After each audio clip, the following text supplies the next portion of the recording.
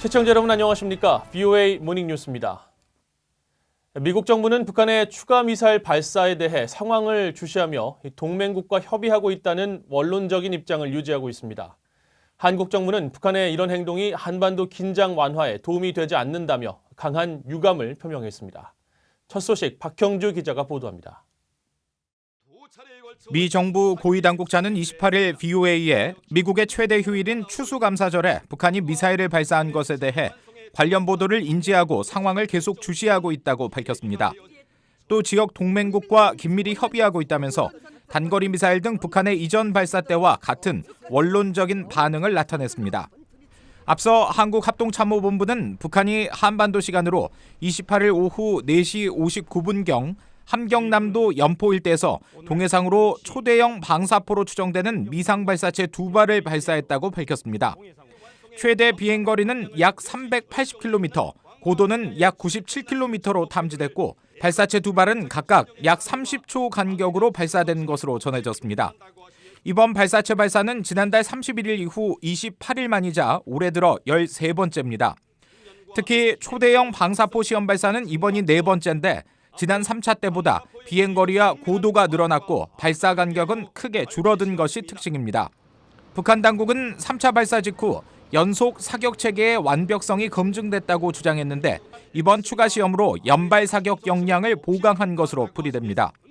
한국 군 당국은 북한 발사체의 추가 재원에 대해 미 정보 당국과 정밀 분석 중이라며 추가 발사에 대비해 관련 동향을 감시하며 대비 태세를 유지하고 있다고 말했습니다.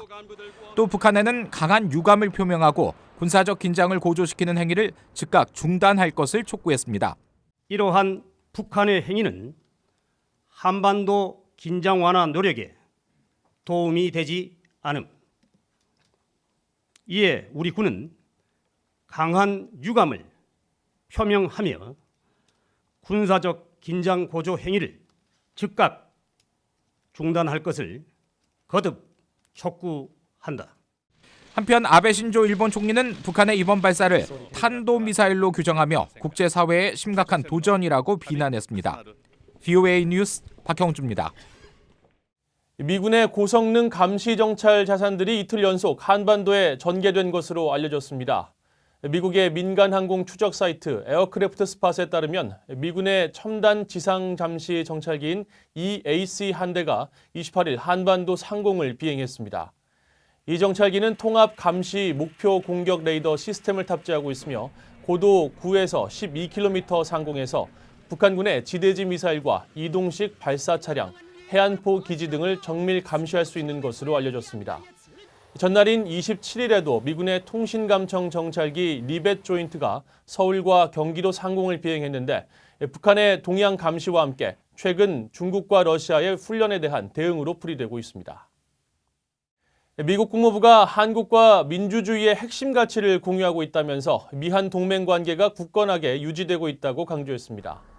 국무부 대변인실 관계자는 27일 VOA에 최근 미한 관계가 곤경에 빠졌고 한국이 중국 쪽으로 기울고 있다는 워싱턴 일각의 지적에 대한 논평 요청에 이같이 답했습니다.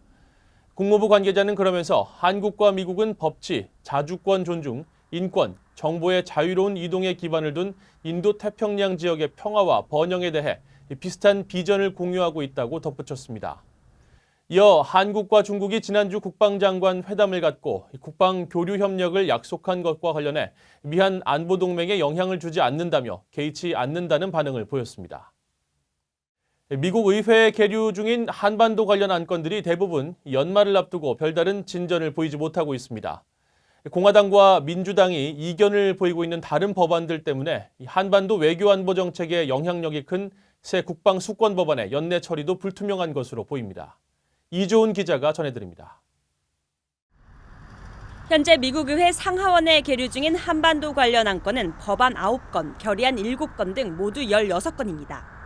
하지만 지난 21일 상정 하루 만에 만장일치로 채택된 한국의 지소미아 종료 철회 촉구 결의를 제외하면 한반도 정책에 영향력이 큰 핵심 법안들은 아직 의결되지 못했습니다. 우선순위 안건은 2020 회계연도 국방수권 법안입니다. 새 국방수권 법안은 원비화 법안으로 불리는 대북 제재 강화 조치와 주한미군 규모 28,500명 설정 조항, 미한 방위비 분담금 협상 관련 의회 감독 강화 조치 등이 담겼습니다. 원비화 법안은 북한과 거래하는 개인과 기업의 금융거래를 지원하는 해외금융기관에 강력한 세컨더리 보이콧, 즉 제3자 제재 부과를 의무화하는 내용입니다. 하원 국방수권 법안은 한국전쟁 종전 촉구 결의 조항도 포함됐습니다. 상하원 단일 국방수권 법안은 당초 연내 의결이 관측됐지만 국경장벽 건설과 우주군 창설 예산 문제를 놓고 상원 공화당과 하원 민주당 간의 이견을 좁히지 못하고 있습니다. 하원에 계류 중인 미북 이상가족 상봉 촉구 결의안과 법안은 지난달 말 외교위원회를 통과했지만 상원에 계류된 북한 강제 수용소 철폐 촉구 결의안은 여전히 상임 및 처리를 남기고 있습니다. 게다가 하원은 성탄절 전에 트럼프 대통령에 대한 탄핵안 표결을 강행할 것으로 알려져 국방수권 법안을 비롯한 각종 예산안에 대한 상하원 조율의 지연 가능성을 더 높였습니다. 미국 의회의 추수감사절 주간 휴회 후 의정활동 기간은 연말 전까지 8일 정도 남았습니다. 이들 안건들이 연내 처리되지 못하면 내년 처리를 기대해야 하는데 내년에도 처리되지 못하면 자동 폐기됩니다. VOA 뉴스 이존입니다. 북한이 세계 각국의 외교력을 평가한 글로벌 외교지수에서 세계 61개 나라 가운데 49위를 차지한 것으로 나타났습니다. 호주의 민간 연구기관인 로위 연구소가 27일 발표한 2019 글로벌 외교지수에 따르면 북한은 해외 운영 중인 공간의 수가 52개로 전체 49위를 기록했으며 아시아 국가들 가운데서는 14위에 올랐습니다. 북한은 특히 쿠바, 이란 등 47개 나라에서 대사관을 직접 운영하고 있으며 중국 선양과 홍콩 등 3개 도시에서 영사관을, 뉴욕 등 2개 도시에서는 대표부를 운영하고 있는 것으로 파악됐습니다.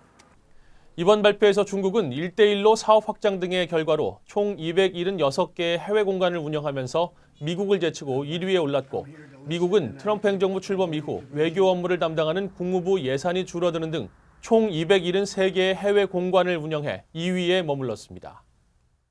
이상으로 VOA 모닝 뉴스를 마칩니다. 시청해주신 여러분 고맙습니다.